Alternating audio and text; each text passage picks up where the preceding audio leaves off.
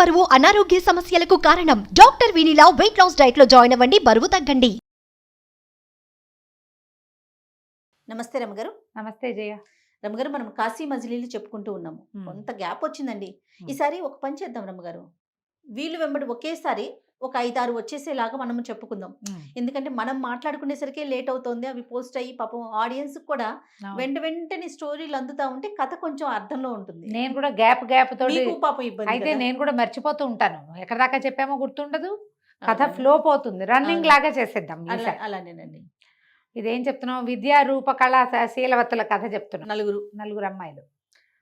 2 అబ్బాయిలు ఒక గురువుగారి ఇంట్లో చేరారు. అమ్మాయి వేషంలో కుర్రాడికి అమ్మాయి వేషం వేసి పెళ్లి చేశారు. పెళ్లి చేసుకున్న కుర్రాడు కాస్త పారిపోయాడు. గురువుగారు అమ్మాయికి పెళ్ళి అయిపోయింది. తర్వాత ఘట్టంలోకి వెళ్తాం. మనం మొదటి భాగంలోనే చెప్పుకున్నాం. ఈ యజ్ఞదత్తుడు కూతురు చెరువులో పడిపోయింది. రాజుగారి కూతురు కూడా పడిపోయింది. వాళ్ళకి తోడు ఇంకో 2 అమ్మాయిలు వీళ్ళ దగ్గర ఉండిపోయారు. రూపవతి, కళావతి. వాళ్ళని 2 ఆడపిల్లలు కొట్టుకుపోయారు. పెళ్లి సెటిల్ అయిన 2 అమ్మాయిలు కొట్టుకుపోయారు నీళ్లలో. 2 అమ్మాయిలు యజ్ఞదత్తుడికి సాయంగా ఆయన దుఃఖం తీర్చడానికి అక్కడ ఉన్న అమ్మాయిలు కూడా ఈయన వెళ్ళాడు, వాళ్ళు వెళ్ళిపోయారు. ఇటు వాళ్ళిద్దరి కథ ఇప్పుడు వస్తుందన్నమాట. రూపవతి, కళావతి వీళ్ళిద్దరూ ఒక అడవిలో కూర్చున్నారు. ఇల్లు వదిలి 3 రోజులైంది. గురువుగారు జాడలేదు. మన స్నేహితురాళ్ళు ముందే ఇల్లు దాటేసి నీళ్లలో పడిపోయినట్టుగా నటించి దాటేశారు. వాళ్ళు ఎక్కడికి వెళ్ళిపోయారో తెలియలేదు. ఎక్కడా కలుసుకోలేకపోయాం. ఈ రూపాలతో ఉంటే చాలా ఇబ్బంది. ఏం చెయ్యాలి, ఎట్లా చెయ్యాలి అని కొంచెం చాలా దిగులుగా ఉన్నారు. ఒక అమ్మాయి ఎక్కువ దిగులు పడుతుంది, 2వ అమ్మాయి ధైర్యంగా ఉంది. కళావతి అంది, మనం ఎందుకు ఇట్లా దిగులు పడ్డాము, అనవసరంగా మగవేషాలు వేసేసుకుందాం. విద్యాభ్యాసానికి మగవేషం ఏ ఆటంకం ఉండదు. ఏ ఊరైనా వెళ్ళొచ్చు. బ్రాహ్మణ పిల్లలు అనుకుంటారు. తెల్లగా నాజుగ్గా అందంగా ఒక 15-16 సంవత్సరాల పిల్లల్ని చిన్న మగపిల్లలు అనుకుంటారు. నూనూగు మీసాల పిల్లలు అంటే 18-19 వస్తే మగపిల్లలు కనపడతారు. లేకపోతే ఆడపిల్లలలోనే ఉంటారు. మీసాలు రావు, లేతగా ఉంటారు.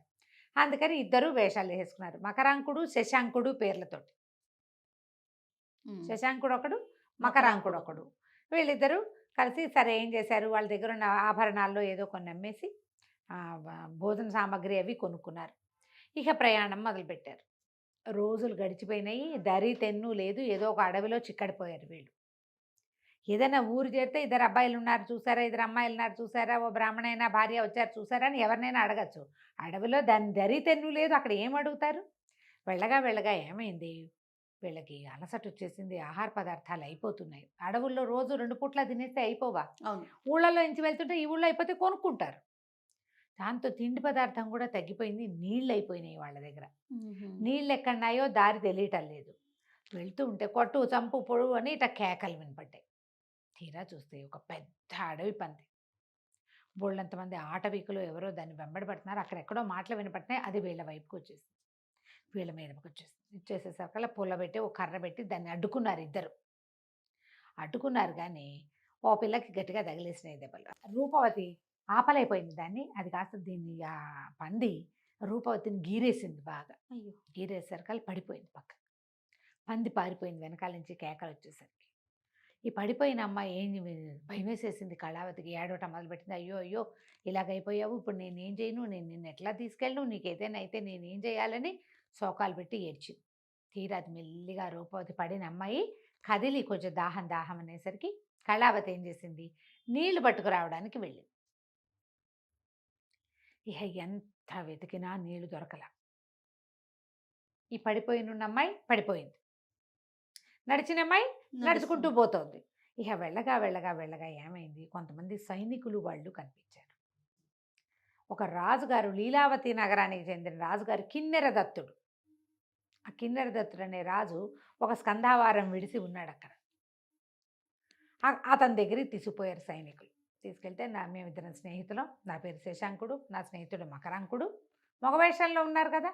మరి అడవిలో శోషొచ్చి పడిపోయాడు. ఏమైపోయాడో, మంచినీళ్ళ కోసం వెళ్ళాలి. ఈ పిల్ల కూడా నడిచి ఆ పందికి అంతకుముందే అలసిపోయింది. ఆహారం తగ్గిపోయింది, నీళ్లు లేవు. ఈ పందితో యుద్ధం చేశారు. ఆ పిల్ల చచ్చిపోయిందేమోనన్న భయంతో బిక చచ్చిపోయింది. అలసిపోయింది విపరీతంగా. ఇదంతా నడిచిన అలసటకి ఏమైంది, అక్కడ సోలిపోయింది. ఈ విషయం అంతా చెప్పేసరికల్లా సరే వీళ్ళేం చేశారు, రాజుగారు కిన్నెరదత్తుడు అయ్యోయ్యో పిల్లాడు లేతగా ఉన్నాడు, బ్రాహ్మణుకు యువకుడు ఇంటాడు, బ్రాహ్మణులని చెప్పింది. సరే ఆ అమ్మాయిని సేద తీర్చండి కుర్రాన్ని, మరి ఆ రెండో కుర్రాన్ని వెతకండి అని కొంతమంది సైనికుల్ని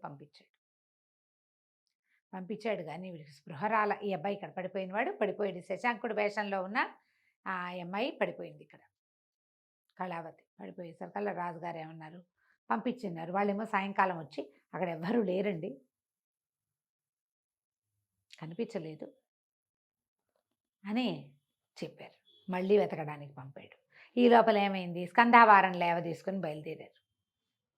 అక్కడ వెతుక్కోండి, అక్కడ వెతుకుతూ ఉండండి, చూడండి ఎక్కడో చోట ఇదే వయసు కుర్రవాడు ఎక్కడో చోట దొరుకుతాడని చెప్పి రాజుగారు వాళ్ళకి చెప్పి తీసుకుపోయాడు. తీసుకుపోతూ ఏమనిపించింది, కుర్రాడు బలహీనంగా ఉన్నాడు కానీ చక్కగా ఉన్నాడు, సర్వలక్షణ సముపార్జితంగా ఉన్నాడు, కుర్రవాడు చూడడానికి బాగున్నాడు. ఆయనకి పిల్లలు లేరు. భార్య తన మేనగోడలైన తారావళిని పెంచుకుంటోంది. ఈ పిల్లాడిని చక్కగా మనం పెంచుకుని వీడిని రాజుని చేసి ఆ తారావళిని ఇచ్చి పెళ్లి చేసుకుంటే ఎంతో బాగుంటుంది అనిపించేసింది కిన్నెర దత్తుడికి. భగవంతుడే పంపించాడు ఒక కుర్రవాడిని మన దగ్గరికి. ఏముంది, రాచ విద్యలు అవే వస్తాయి, మంత్రులు వాళ్ళు నడుపుతారు, మనకు ఉత్తరాధికారి ఉంటాడని చెప్పి తీసుకుపోయారు. తీసుకెళ్ళి ఇంటికి తీసుకెళ్ళాక రాణిగారికి అప్పచెప్పాడు. చెప్పి పిల్లాడు బ్రాహ్మణ అబ్బాయి, శశాంకుడు వీడి పేరు, నాకు సంకల్పం కలిగింది, ఈ అబ్బాయిని పెంచుకుందాం మనము, తారావళి ఇచ్చి పెళ్లి చేద్దాం అని చెప్పేసరికల్లా భార్య సంతోషించింది. 3-4 రోజులు పట్టింది ఆ పిల్లాడు కోలుకోవటానికి, స్పృహ బాగా వచ్చి మామూలుగా మాట్లాడడానికి. అక్కడి నుంచి స్పృహ వచ్చింది 3 రోజుల తర్వాత. అమ్మా అన్నాడు. అనేసరికల్లా ఈ రాణిగారు ఎంత సంతోషించేసిందో, నాయన అమ్మ అన్నావు కాబట్టి నన్ను అమ్మానే అనుకో, నువ్వు ఫలానా చోట ఉన్నావు, నా భర్త నిన్ను ఇట్లా తీసుకొచ్చాడు, తర్వాత నీ స్నేహితుడు మొదట దొరకలేదు, తర్వాత దొరికాడు, కానీ వాళ్ళతో సైనికులతో రావడానికి ఒప్పుకోక తన దారిని తను ఎటో వెళ్ళిపోయేట. నీ స్నేహితుడి సంగతి కూడా తెలిసింది కానీ అతను ఎటో వెళ్ళిపోయాడు, అతను రాలేదు.